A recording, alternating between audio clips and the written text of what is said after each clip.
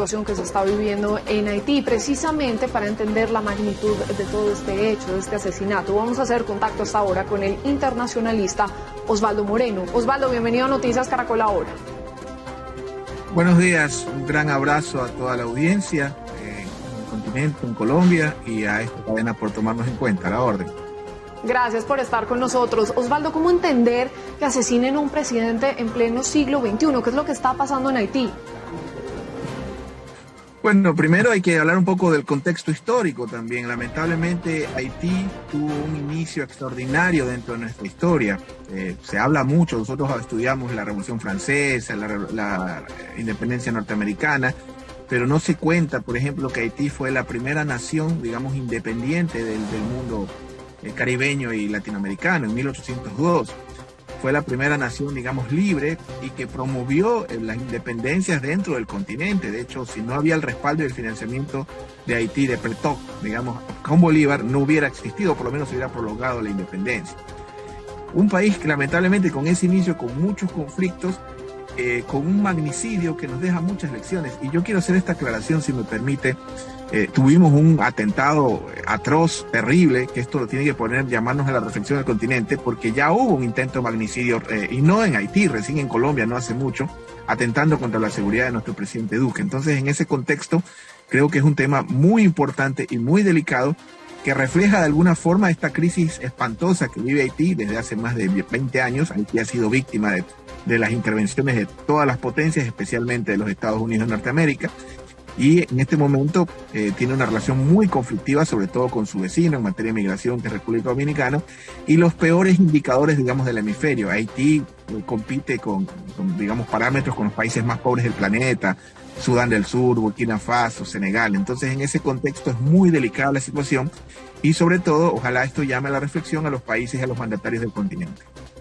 Claro, eso, Osvaldo, que usted nos está contando dejaría entrever un poco lo que ha venido pasando. Es un poco la historia, el contexto de la situación que se vive en Haití. Ahora le quiero preguntar por la situación actual, digamos en el tema político.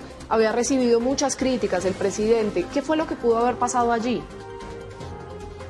Bueno, Haití tiene un problema que creo que es el gran problema de Latinoamérica, ¿no? La debilidad institucional.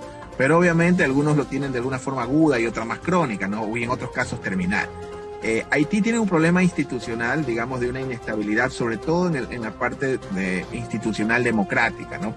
Un presidente que ejerció un mandato dentro de, no al final o después, sino en el transcurso de una crisis que lleva más de 10 años, en el cual no existe una estabilidad, digamos, dentro del poder, que hay cuestionamientos por no convocar elecciones.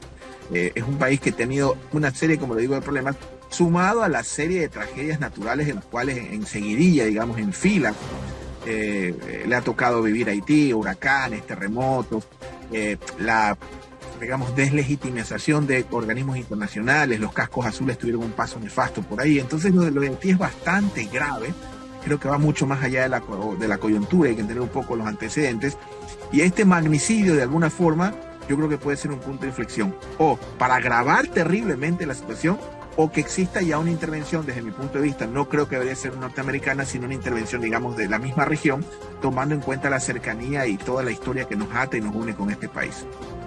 Lo grave también, Osvaldo, es que el presidente haitiano Moise, digamos, hace unos meses atrás había expresado su preocupación por algunas amenazas de muerte y de personas que, decía él, querían sacarlo del poder. Ahora con esto, pues que pasó, me imagino, toma mucha más relevancia todo lo que ha dicho el mandatario. ¿Quiénes serían esos que digamos, que querrían sacarlo de allí, del camino, y qué pasará ahora? ¿Cuál será, digamos, este panorama? Sabemos que están y han declarado el estado de sitio. Mire, en nuestro continente hemos estado habituados a ese tipo de situaciones, bueno, salvo el intento de magnicidio del presidente Duque, digamos, no ha habido, lo que ha habido es golpes de Estado. Recordémonos lo que sucedió con Zelaya en Honduras, fue algo parecido, en la madrugada ingresaron, pero en este caso fueron las fuerzas militares a sacarlo del poder. Este tipo de situaciones en las madrugadas o carnavalazos, como llamamos en Ecuador, han sido habituales, pero no en el grado de que se realice vía muy sicariato un magnicidio de esta magnitud. Entonces esto es un caso gravísimo, sobre todo por las consecuencias y el tema de la seguridad. ¿Qué pasó con la seguridad presidencial? Se supone que, no sé en el caso de la legislación haitiana, pero por ejemplo la seguridad de un mandatario siempre es responsabilidad de las Fuerzas Armadas. Tomemos en cuenta que el presidente de las repúblicas liberales, digamos occidentales, suele ser el comandante en jefe de las Fuerzas Armadas y por ende los responsables de su seguridad, de su transportación son las Fuerzas Armadas. Entonces ahí hay muchas preguntas que tendrán que responderse y sobre todo evitar, digo yo, de la comunidad internacional que esto se vuelva a repetir y que Haití no siga siendo, digamos, el deshuesadero de todas las pugnas internacionales y finalmente ya se tome una solución o una ayuda internacional, porque no podemos tener, casi siempre con todo respeto, el centro de la discusión es Venezuela, Nicaragua. Creo que hay un tema en Haití gravísimo, de acuerdo a los indicadores que tiene este país, que no podemos permitir que se replique en la región.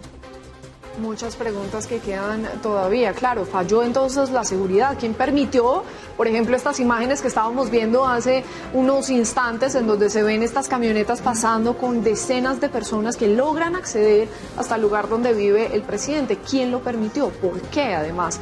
Y digamos, pues esto también deja sobre la mesa que la seguridad de los mandatarios, digamos, en la región, pues está débil. Además, la democracia. ¿Qué pasa ahí? ¿Cómo entender, digamos, cómo se afecta lo que conocemos como la democracia, Osvaldo? Es lo que yo le planteaba en parte de la intervención.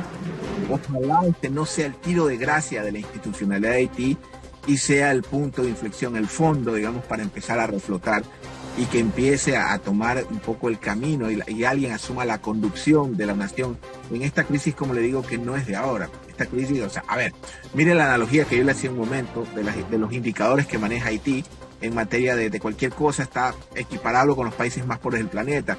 Pensando un poco en magnicidios, efectivamente esta práctica de magnicidios suele ser común en países africanos. Entonces, en ese escenario, yo creo que debe ser el principio de un cambio en la región, en el cual, como yo le insisto, tenemos la responsabilidad de las naciones hermanas de asumir de alguna forma un rol en esta, más que reconstrucción, en este encauzamiento institucional que lo requiere este país de suma urgencia.